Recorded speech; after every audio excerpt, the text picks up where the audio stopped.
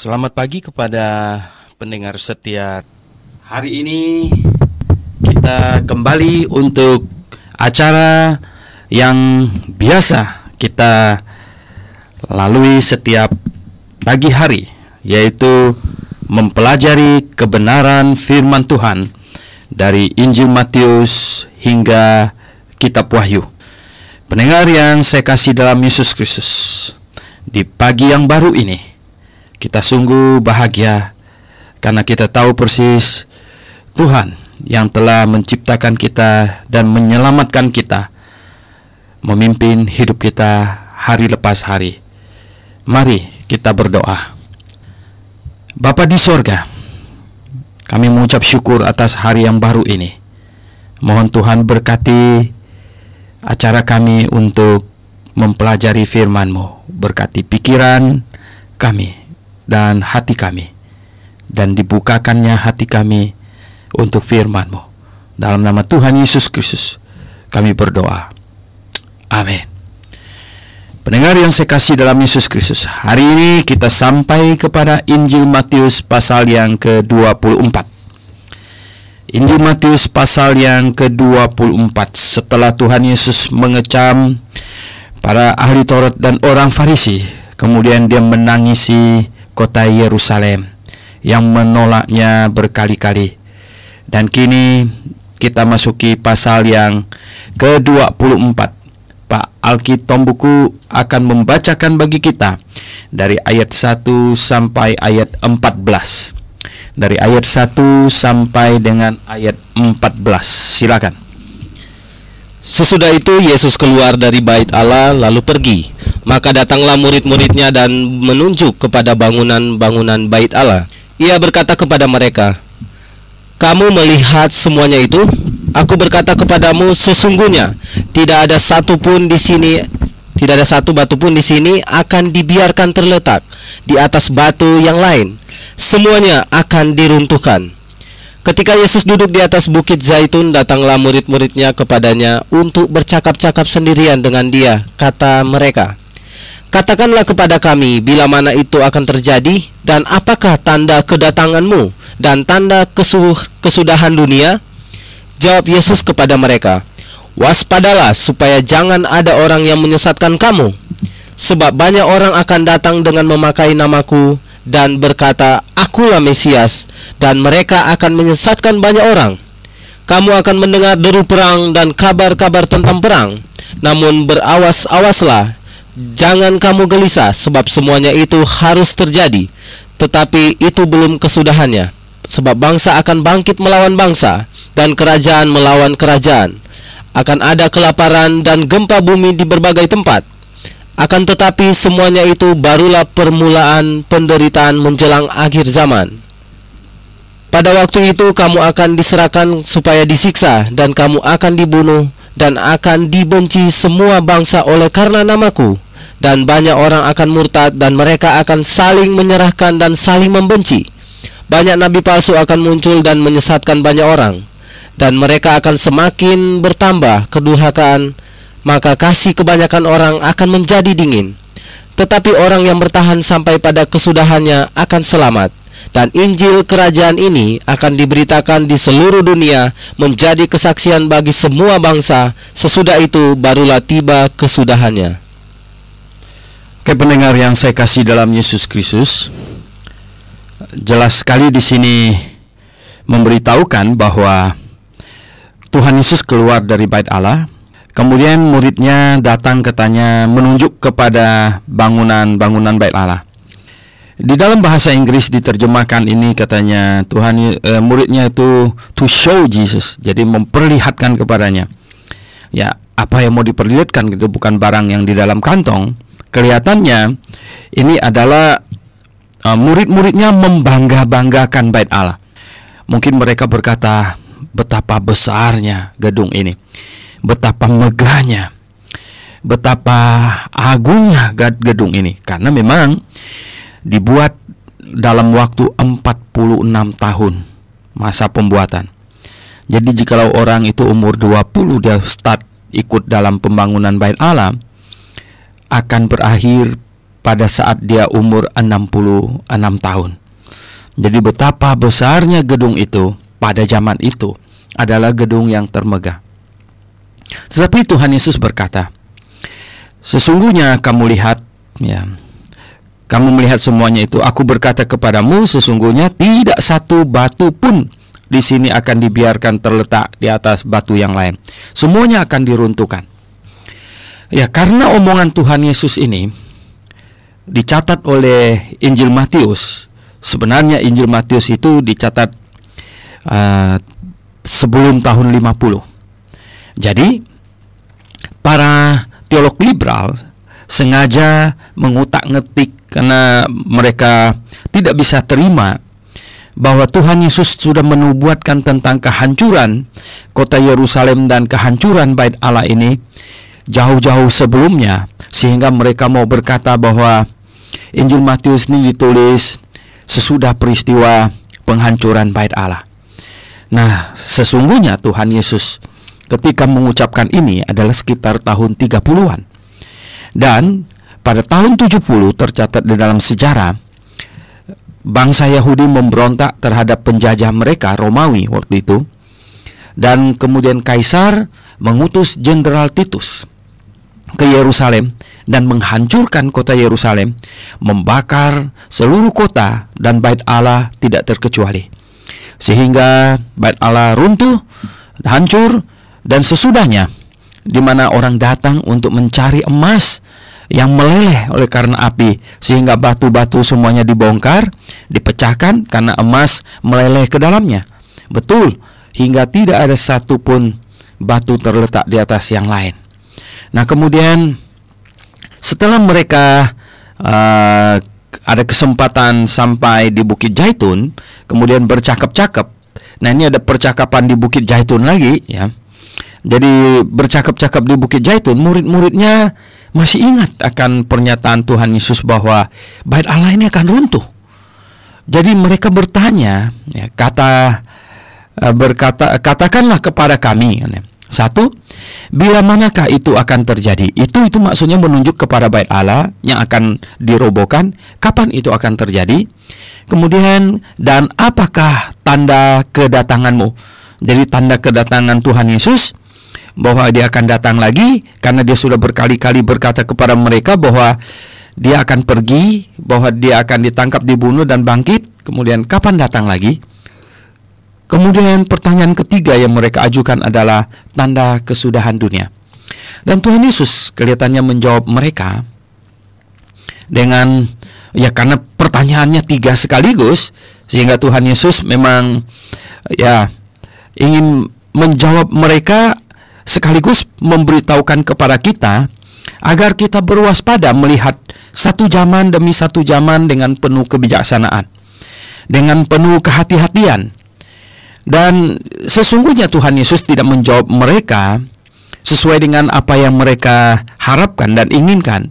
Karena seringkali apa yang kita mohonkan, apa yang kita perhatikan, itu bukanlah yang terpenting. Tuhan Yesus berkata, katanya, yang penting bagi kalian itu adalah waspada, supaya jangan ada orang yang menyesatkan kamu. Nah, ini yang paling penting. Banyak orang Kristen tidak memperhatikan apa yang terpenting, justru memperhatikan apa yang kurang penting. Mereka exciting dengan seminar-seminar tentang akhir zaman yang mengungkap tentang fenomena-fenomena alam, dan bahkan ada yang bernubuat palsu segala macam sekarang ini. Ya, itu sangat-sangat bahaya. Justru itulah penyesatan. Dan Tuhan Yesus di sini menasihati muridnya supaya di zaman apapun dia datang, itu bukan masalah. Yang penting mereka harus waspada. Waspada supaya jangan ada orang menyesatkan mereka. Dia berkata, tanda yang paling utama adalah sebab banyak orang akan datang dengan memakai namaku dan berkata, akulah Mesias, dan mereka akan menyesatkan banyak orang. Jadi Tuhan Yesus sedang berbicara tentang masa di mana dia datang, bukan rapture ini, tetapi yang 7 tahun sesudah rapture, ya.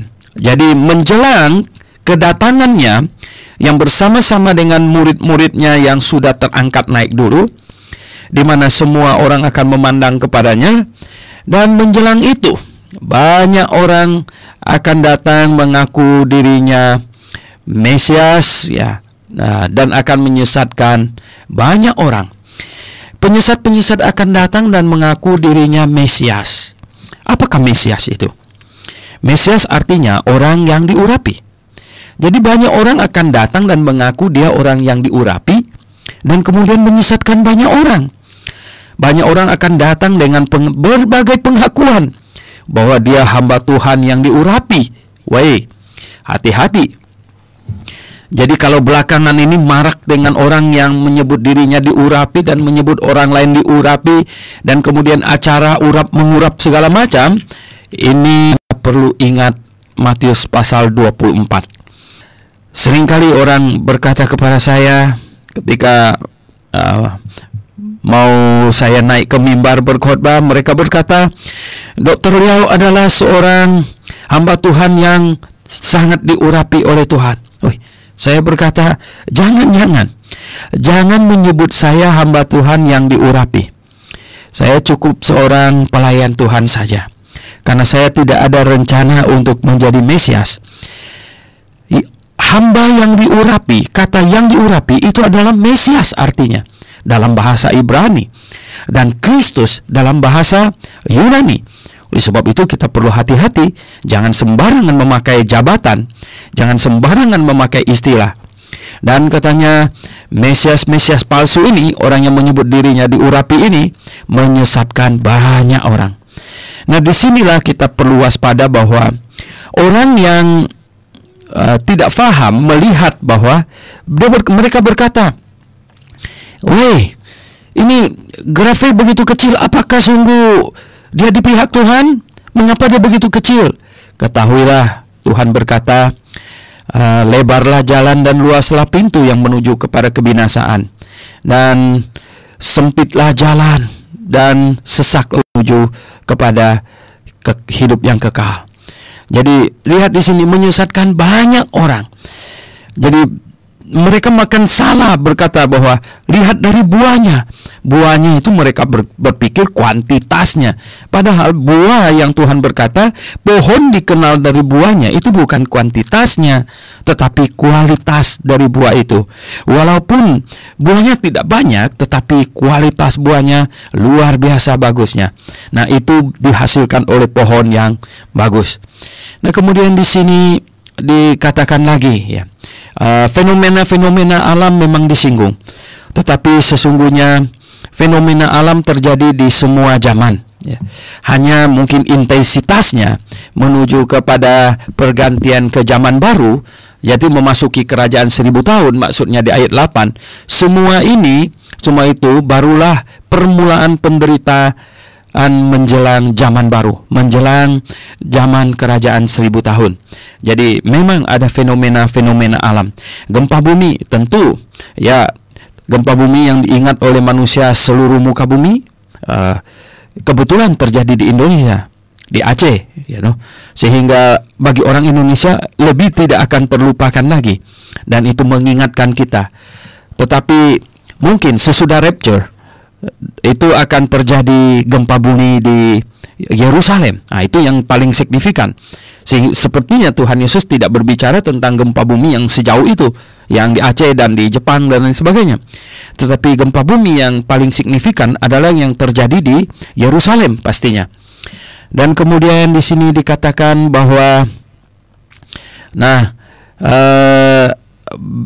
bangsa-bangsa akan membenci orang Yahudi, ya, membenci orang Yahudi ini oleh karena namaku, kata Tuhan Yesus. Ini tentu peristiwa sesudah rapture. Ini akan ada sentimen antisemit yang begitu mengental dan begitu dahsyat. Jadi pendengar yang saya kasih dalam Yesus Kristus, sekarang ini kita lihat memang suasana antisemit mulai sekarang ini marak, ya, di Eropa, ya, di Prancis terutama. Bahkan Ariel Sharon pernah menghimbau belum lama ini menghimbau orang-orang Yahudi di Prancis segera tinggal katanya. Kalau tidak kamu bodoh katanya. Jadi kelihatannya di Prancis itu suasana antisemitnya makin hari makin berkobar. Jadi kelihatannya bukan di Prancis saja, mungkin akan melanda seluruh Eropa. Kalau di dunia Arab itu sudah tidak asing lagi kalau suasana antisemit. Dan kemudian tidak lama lagi akan melanda seluruh dunia. Nah, ini seperti yang Tuhan Yesus katakan. Dan banyak orang akan murtad katanya. Mereka akan saling menyerahkan. Nah, ini kelihatannya orang Yahudi akan saling menyerahkan juga. Yang mengherankan belakangan ini Mel Gibson maki-maki orang Yahudi. Dia lupa bahwa diri sendirinya orang Yahudi. Dia lakukan itu selagi dia mabuk. Ya. Dia mabuk, dia maki-maki orang Yahudi.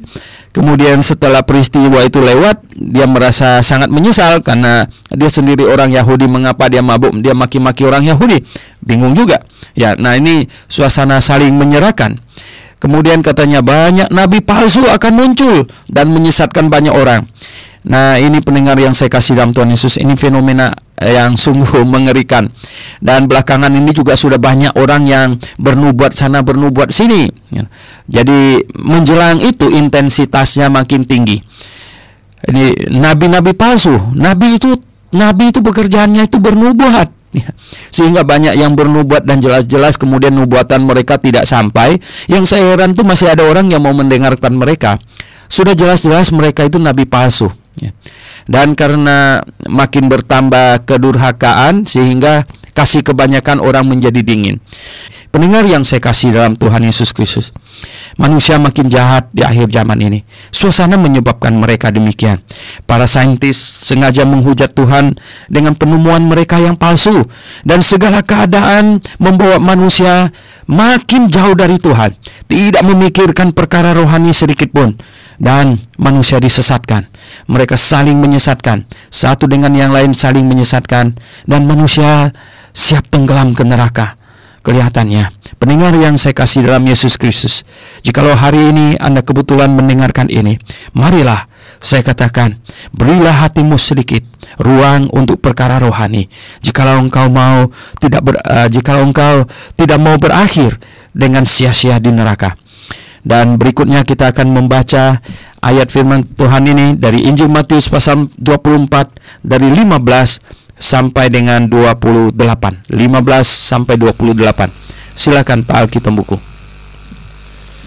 Jadi apabila kamu melihat pembinasa keji berdiri di tempat kudus menurut firman yang disampaikan oleh Nabi Daniel, para pembaca hendaklah memperhatikannya. Maka orang-orang yang di Yudea haruslah melarikan diri ke pegunungan. Orang-orang yang sedang di peranginan di atas rumah, janganlah ia turun untuk mengambil barang-barang di rumahnya. Dan orang yang sedang di ladang, janganlah ia kembali untuk mengambil pakaiannya. Celakalah ibu-ibu yang sedang hamil atau yang menyusukan bayi pada masa itu. Berdoalah supaya waktu kamu melarikan diri itu jangan jatuh pada musim dingin dan jangan pada hari Sabat. Sebab pada masa itu akan terjadi siksaan yang dahsyat seperti yang belum pernah terjadi sejak awal dunia sampai sekarang dan yang tidak akan terjadi lagi. Dan sekiranya waktu tidak dipersingkat, maka dari segala yang hidup tidak akan ada yang selamat. Akan tetapi oleh karena orang-orang pilihan waktu itu akan dipersingkat.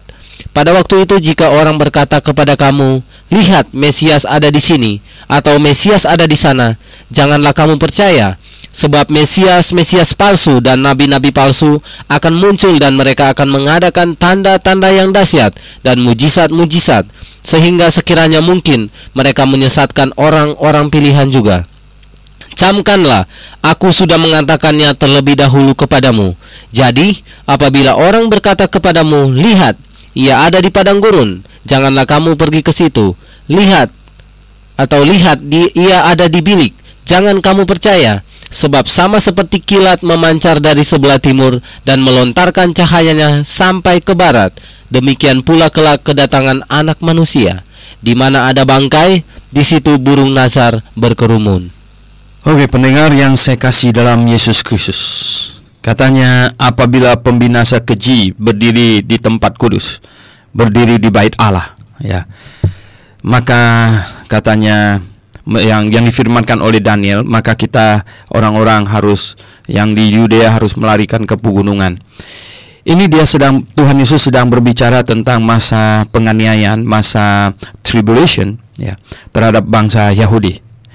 Dan di sini karena dikatakan ada pembinasa keji yang berdiri di tempat kudus di bait Allah, maka itu kita menafsirkan dan hampir semua teolog menafsirkan bahwa akan dibangun kembali bait Allah. Nah, bagaimanakah bait Allah itu mungkin dibangun kembali sementara di situ ada Masjid Al-Aqsa? Dan kelihatannya yang perikop di atas yang dikatakan akan terjadi gempa bumi yang besar, yang dahsyat. Itulah tadi saya menafsirkan bahwa gempa bumi yang dahsyat mungkin akan terjadi sesudah rapture tidak lama, yaitu yang menggoncang kota Yerusalem. Dan bukan cuma masjid itu, semua gedung yang lain mungkin akan rata tanah, sehingga akan memudahkan bagi orang Yahudi untuk membangun bait suci. Tetapi antikristus akan justru duduk di tempat kudus itu, seperti yang dinubuatkan oleh Nabi Daniel, yaitu di Daniel pasal 9.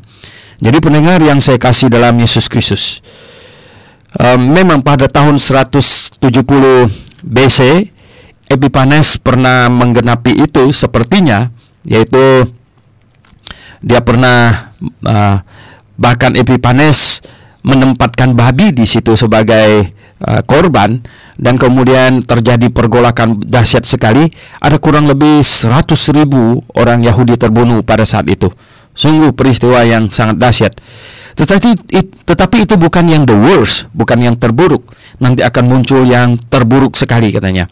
Nah, pada saat itu katanya ya, sungguh akan terjadi satu penganiayaan sangat dahsyat, dan katanya mereka harus melarikan diri ke pegunungan dan jangan pulang ambil barang lagi kalau hal itu terjadi, dan berdoalah supaya jangan terjadi pada hari Sabat. Nah, kita lihat bahwa pada saat itu mereka sudah kembali memelihara hari Sabat karena rapture sudah terjadi, sehingga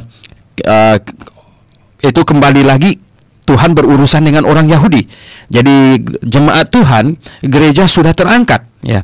Orang Kristen perjanjian baru sudah terangkat. Rapture sudah terjadi. Sekarang ini adalah masa di mana masa penganiayaan atau masa kesusahan bagi Yakub. Inilah masa 7 tahun itu. Dan pada saat itu katanya sungguh akan ada penganiayaan sangat dahsyat, siksaan yang tidak terjadi sebelumnya dan tidak akan terjadi sesudah itu. Berarti yang sudah paling dahsyat gitu. Nah, tahu apa yang akan dilakukan? Mungkin orang-orang digerek, dibunuh dengan sangat keji gitu ya, no? Dan kemudian kita lihat ya, di situ dikatakan kalau waktu tidak dipersingkat ya, maka dari yang hidup tidak akan akan tersisa katanya ya. Sungguh sesuatu ini ya, tidak ada yang selamat dari yang hidup katanya. Sungguh mengerikan ini, satu kedahsyatan ini ya.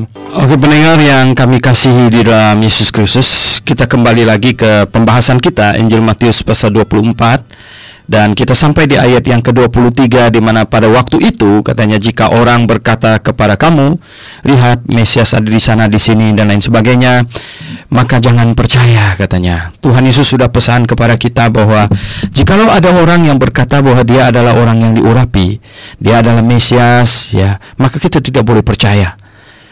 Dan memang pada waktu menjelang zaman baru, yaitu menjelang di mana masuk ke dalam kerajaan 1000 tahun, maka akan muncul banyak Mesias berkata saya adalah Mesias, dan kemudian mereka akan membuat mujizat karena memang dinubuatkan bahwa Mesias datang akan melakukan mujizat. Jadi pendengar yang saya kasih dalam Tuhan Yesus, namun di saat masih menjelang masa tribulation atau menjelang rapture, nah akan datang ini pendahulu ini, pembuat mujizat pendahulu ya, sehingga mereka juga mulai menyebut dirinya mereka orang-orang yang diurapi oleh Tuhan, dan kemudian mulai mengadakan mujizat ya. Wah, luar biasa saudara ya. Saya membaca sebuah buku yang berjudul Behind the Scene ya, tentang Benny Hinn ya. di mana penulis buku itu Yves Bloch, seorang keturunan Prancis yang warga negara Kanada yang begitu kagum kepada Benny Hinn tadinya itu, dan sampai dia jual rumah segala macam di Kanada dan pindah ke kota di mana Benny Hinn ada dan menjadi jemaatnya karena dia saking memujanya. Tetapi kemudian dia kecewa dan dia mendapatkan Benny Hinn tidak benar, ya, bahwa semua yang dia lakukan itu hanya demi untuk mendapatkan uang. Anda bisa membeli buku tersebut. Itu saya beli melalui Amazon.com lewat internet. Dan di dalam buku itu dibahas satu kali di mana Benny Hinn diwawancarain di televisi, ditanya mengapa nubuatannya banyak yang tidak terjadi, banyak yang gagal gitu. Benny Hinn menjawab, dia bilang, sebagaimana para nabi dan para rasul, kami semua kadang-kadang ya kita gagal katanya, kita ini we blow it katanya. Jadi kita yang ngampur aja gitu katanya begitu. Jadi pendengar yang saya kasih dalam Yesus Kristus, ini kelewatan dia. Dia menurunkan derajatnya para nabi dan para rasul, dan dia mengangkat derajat dirinya. Oh, sungguh dahsyat sekali, saudara. Sungguh dahsyat sekali. Dan saya membacanya, saya sampai terkaget-kaget, ya. Akhirnya banyak hal sehingga menyadarkan saya bahwa memang sebagai orang Kristen di akhir zaman ini kita perlu ekstra hati-hati. Tuhan Yesus sudah memperingatkan kepada kita, katanya, banyak mesias palsu dan nabi-nabi palsu akan muncul, dan mereka akan mengadakan mujizat yang dahsyat, katanya, di mana-mana. Jadi menjelang ini berakhirnya zaman ini, menjelang di mana akan memasuki masa penganiayaan dan memasuki zaman baru kerajaan 1000 tahun, akan datang mesias-mesias palsu dan mungkin utusan-utusan pendahulunya yang memancing dulu dengan mujizat yang sembarangan gitu, yang tanggung-tanggung. Nanti dia akan datang dengan mujizat yang dahsyat sekali. Dan satu hal yang saya ingin pastikan kepada pendengar adalah bahwa Tuhan tidak memakai cara mujizat lagi untuk memenangkan jiwa. Karena firman-Nya ada di tangan kita, karena Injil-Nya ada di tangan kita sekarang ini. Dia mau kita memberitakan Injil yang ada di tangan kita yang sudah tertulis. Karena tidak masuk akal kalau Tuhan memperingatkan kita tentang pembuat mujizat palsu, kemudian dia sendiri datang dan kemudian dia mengutus hambanya atau dia mengangkat hambanya di akhir zaman ini yang juga jago mengadakan mujizat. Jadi ini kan bertentangan gitu. Seperti misalnya kalau saya peringatkan kepada Anda, di akhir tahun itu ya banyak penjahat, jadi Bapak Ibu harus hati-hati. Ciri-ciri penjahat itu adalah dia pakai sepeda motor RX yang laju itu, kemudian dia pakai jaket hitam, kemudian dia pakai helm hitam. Kalau lihat yang demikian, Bapak Ibu harus hati-hati. Nah, tidak mungkin lalu di akhir tahun lalu saya sendiri yang pakai RX, pakai jaket hitam, pakai helm hitam, terus saya datang ke rumah Bapak dan putar-putar di depan rumah begitu. Itu kan tidak masuk akal. Kalau saya memperingatkan itu, berarti saya tidak melakukan itu. Jadi demikianlah ketika Tuhan memperingatkan kepada kita bahwa menjelang akhir zaman akan datang pembuat-pembuat mujizat yang begitu dahsyat untuk menyesatkan orang, maka satu hal pasti, bahwa dia tidak memakai cara yang sama seperti itu lagi. Dan apakah Tuhan masih bisa menyembuhkan kita yang sakit? Oh ya, jelas. Jelas, saya sendiri sakit, ya saya berdoa. Ya, jemaat-jemaat saya sakit, saya doakan mereka. Tetapi tidak disembuhkan dengan cara yang kaget, yang bisa menarik orang untuk datang, yang bisa memukau orang. Tidak dengan cara itu, ya.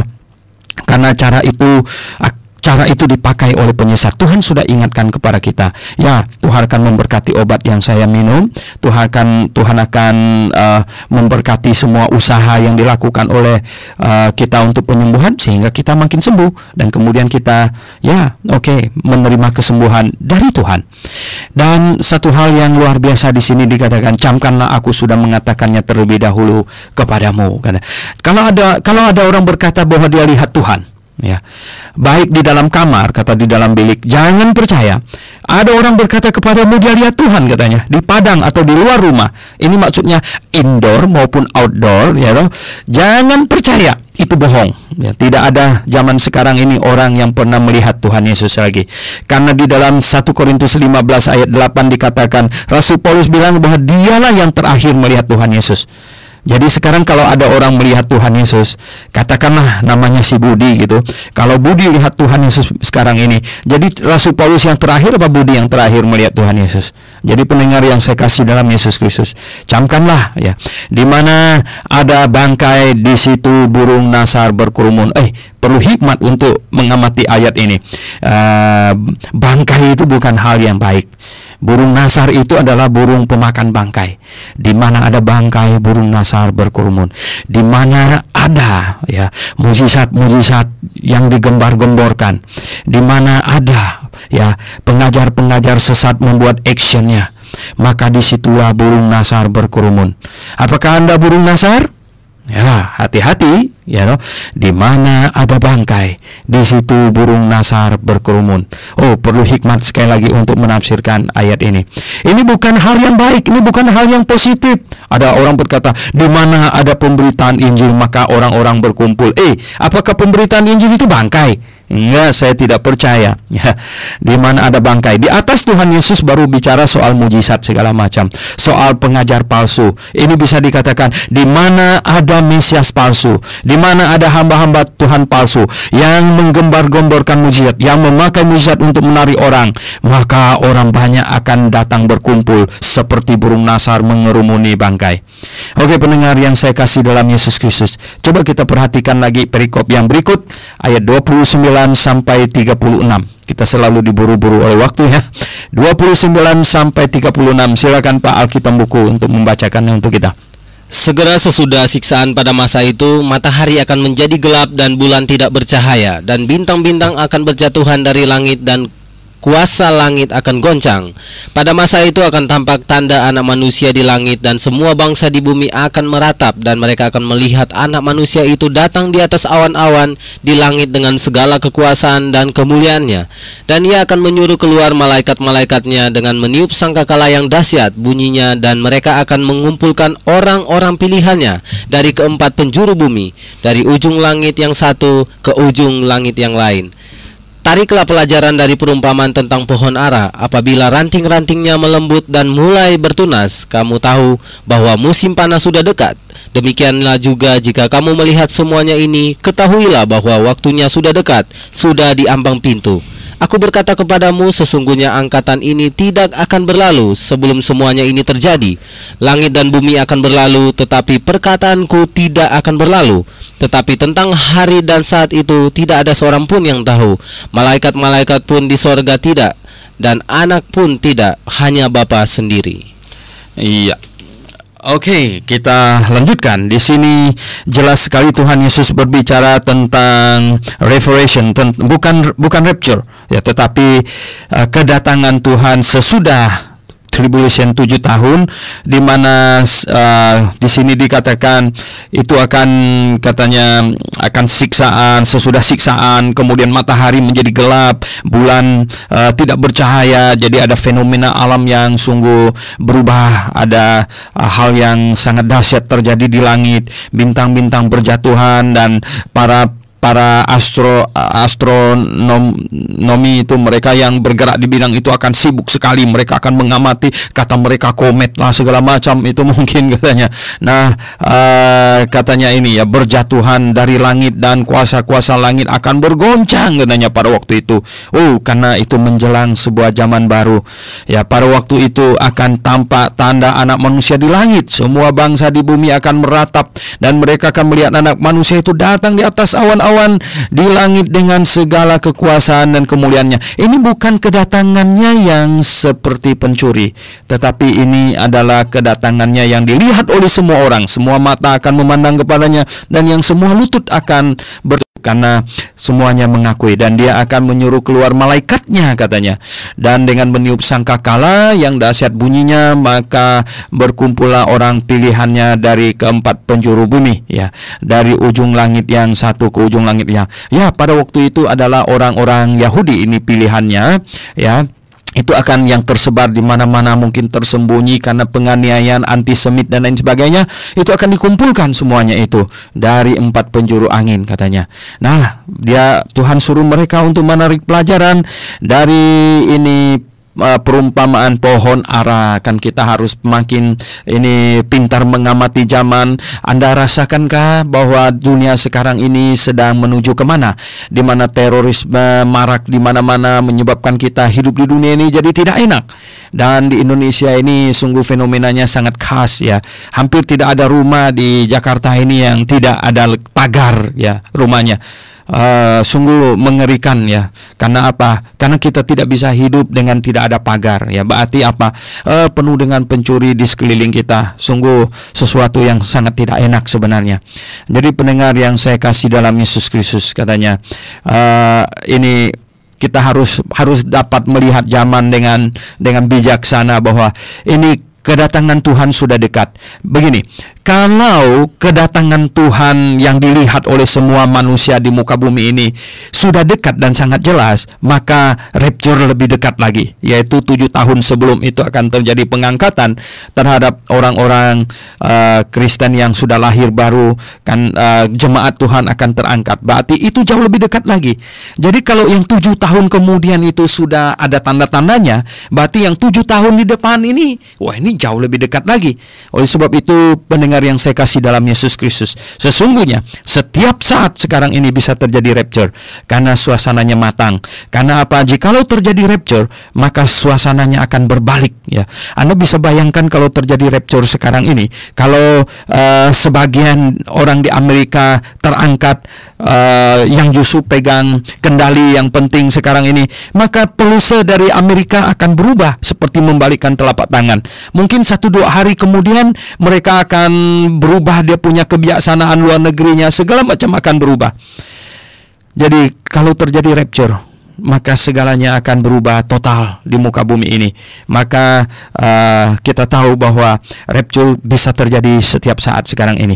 Kemudian ada pernyataan Tuhan Yesus yang mungkin perlu dibahas di sini adalah, katanya sesungguhnya angkatan ini tidak akan berlalu sebelum semuanya ini terjadi. Ya, angkatan ini tidak akan berlalu. Jadi pendengar yang saya kasih dalam Tuhan Yesus, mengapa Tuhan Yesus seolah-olah berkata bahwa semua itu akan terjadi pada zaman ini, angkatannya, murid-muridnya itu? Mengapa? Oh, ya sebenarnya begini.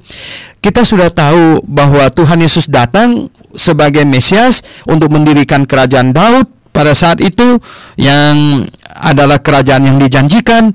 Dan kalau bangsa Yahudi menerimanya, maka segera mereka akan memasuki masa tribulation 7 tahun, dan sesudah itu akan masuk ke dalam kerajaan 1000 tahun yang adalah kerajaan Daud, anak Daud yang duduk di atas tata, yaitu Yesus Kristus sendiri. Kalau bangsa Yahudi menerimanya sebagai Mesias. Jadi pendengar yang saya kasih dalam Yesus Kristus, sebelum Yesus menerima penolakan yang bersifat kebangsaan, yang resmi, yang diwakili oleh para tua-tua dan ahli Taurat segala macam itu, maka dia masih tetap konsisten pada proyeknya, yaitu datang untuk menjadi raja dari keturunan Daud, untuk mendirikan kerajaan Daud di muka bumi ini. Jadi dia tetap konsisten dengan itu. Sampai kapankah? Sampai di mana bangsa Yahudi sudah dengan resmi menolaknya, yaitu ketika Pilatus bertanya kepada mereka, ya, apakah kalian bisa terima ini Yesus ini sebagai raja kalian? Dan mereka semuanya berkata, tidak, salibkan dia, salibkan dia. Pilatus masih berusaha untuk melepaskan Yesus dengan sengaja, karena pada hari raya adalah kebiasaan untuk melepaskan seorang penjahat sebagai anugerah bagi bangsa itu. Pilatus sengaja memilih satu orang yang sangat jahat, yaitu Barabas, yang sangat jahat. Dengan maksud Pilatus itu adalah orang Yahudi akan merasa enggan melepaskan Barabas, nanti dia merampok dan membunuh orang lagi gitu. Sehingga mereka akan memilih, kalau gitu lebih baik lepaskan Yesus lah.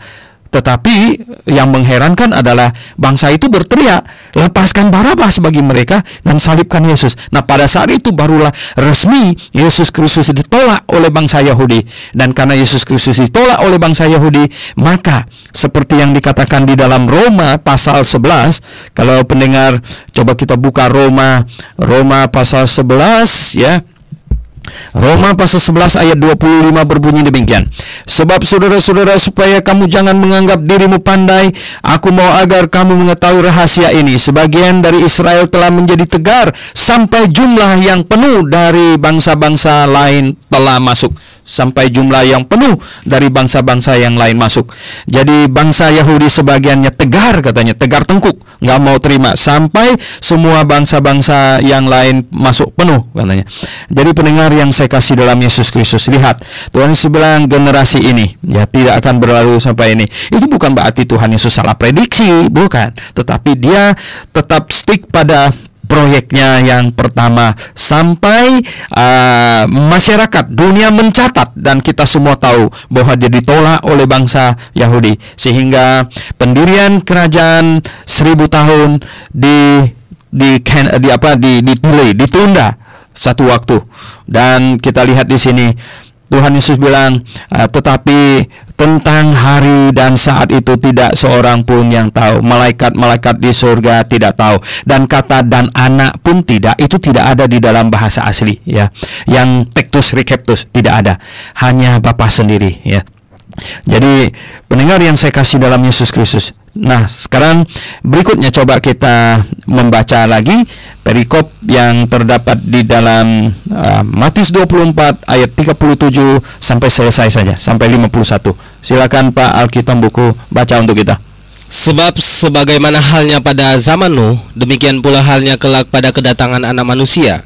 Sebab sebagaimana mereka pada zaman sebelum air bah itu makan dan minum, kawin dan mengawinkan, sampai kepada hari Nuh masuk ke dalam bahtera. Dan mereka tidak tahu akan sesuatu sebelum air bah itu datang dan melenyapkan mereka semua. Demikian pula lah halnya kelak pada kedatangan Anak Manusia. Pada waktu itu kalau ada dua orang di ladang, yang seorang akan dibawa dan yang lain akan ditinggalkan. Kalau ada dua orang perempuan sedang memutar batu kilangan, yang seorang akan dibawa dan yang lain akan ditinggalkan. Karena itu berjaga-jagalah, sebab kamu tidak tahu pada hari mana Tuhanmu datang. Tetapi ketahuilah ini, jika tuan rumah tahu pada waktu mana pada malam hari pencuri akan datang, sudahlah pasti ia berjaga-jaga dan tidak membiarkan rumahnya dibongkar. Sebab itu hendaklah kamu juga siap sedia, karena Anak Manusia datang pada saat yang tidak kamu duga.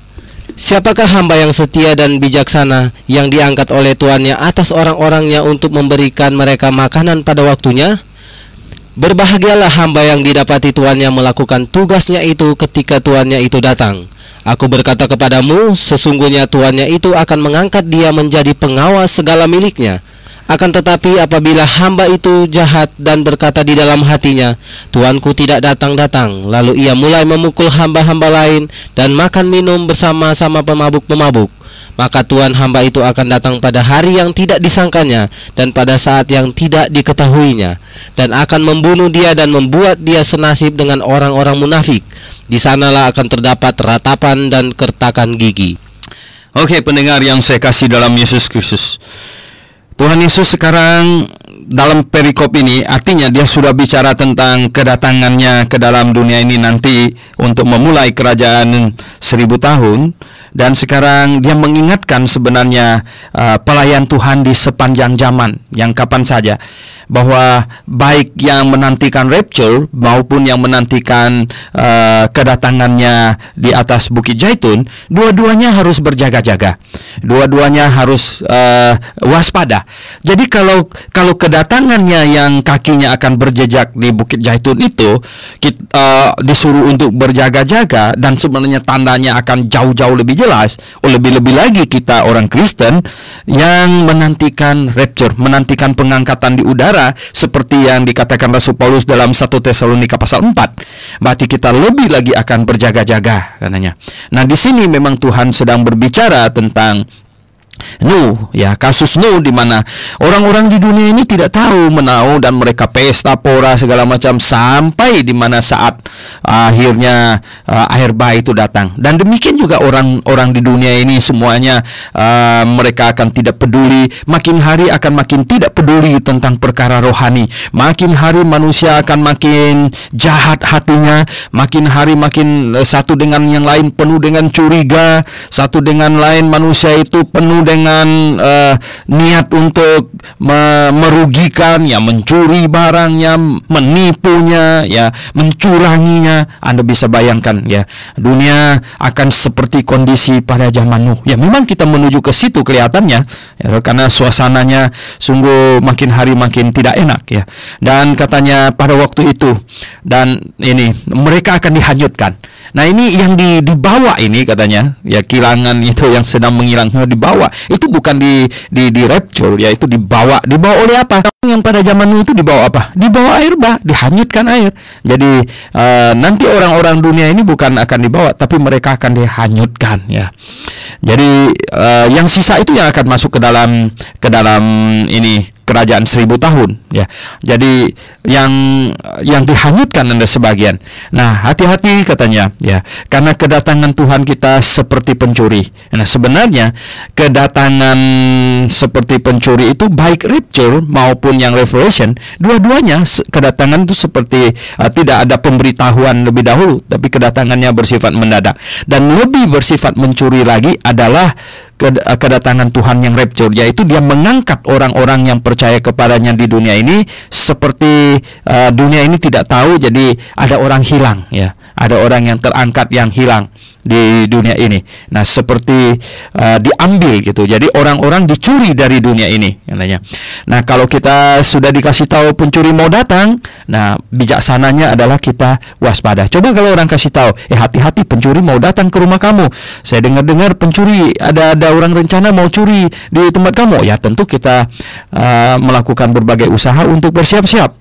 Nah, di sini katanya sebagai seorang pelayan Tuhan di masa manapun juga, ayat 47 sampai dengan ayat 51, sebagai seorang pelayan Tuhan, kita semuanya perlu didapati sedang setia, melaksanakan pekerjaan kita, tugas kita dengan baik, dan kita harus benar-benar melayani Tuhan dengan penuh konsentrasi.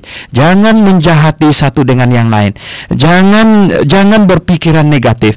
Kita harus melayani Tuhan dengan hati yang tertuju kepadanya. Kita harus menjadi pelayannya yang menyenangkan hatinya.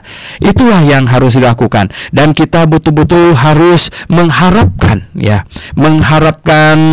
kedatangannya amat sangat, dan kemudian mengharapkan pujian dari Tuhan saja, di mana dia akan datang dan dia akan berkata, "Hai hambaku yang setia, engkau sudah melayani aku dengan baik," ya. Nah, Tuhan mempercayakan kepada kita miliknya untuk kita awasi, dikatakan di sini, ya.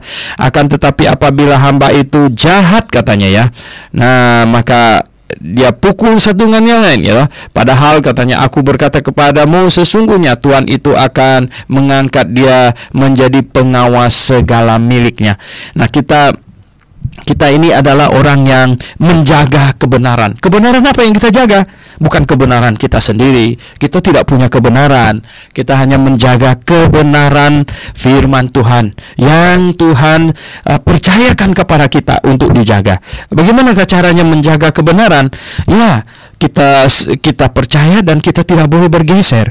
Kalau kita bergeser, kita tidak menjaga kebenaran ini. Oleh sebab itu, pendengar yang saya kasih dalam Tuhan Yesus, adalah sebuah tanggung jawab yang amat besar bagi hamba Tuhan di sepanjang zaman, di zaman manapun juga, untuk kita tetap setia kepada firman-Nya, tidak bergeser doktrin kita, apapun yang terjadi, kita setia, kita sungguh mematuhi Tuhan dan firman-Nya dengan segenap hati kita. Jadi pendengar yang saya kasih dalam Yesus Kristus, kita selalu kekurangan waktu. Pembahasan kita sampai di sini. Pendengar yang saya kasih dalam Tuhan, mari kita berdoa. Bapa Surgawi, kami mengucap syukur kepadamu hari ini. Kami mempelajari firman-Mu dan mohon berkat-Mu agar firman-Mu yang telah kami pelajari sungguh tersimpan baik di dalam hati kami. Dalam nama Tuhan Yesus Kristus kami berdoa. Amin.